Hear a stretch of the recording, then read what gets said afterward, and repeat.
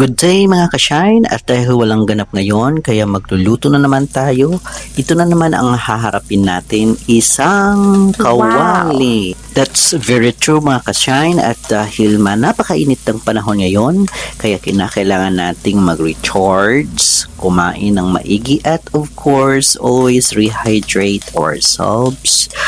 Ewan ko mga ka-shine kung ako lang ang nakakaramdam nito ngayon, sa sobrang init talagang naninikip na ang iyong dibdib, at kung minsan pati yung batok mo ay sumasakit na rin.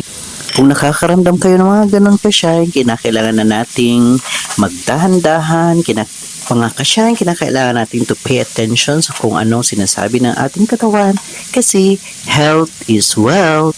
Anyway mga ka-shine, ni-request lang naman ako ngayon na magluto ng pansit canton kasi trip nilang kumain ng pansit ngayong hapon na napakainit mga ka-shine. Kaya pagkarinig ko ng idea ito, nag-transform ako into my other self.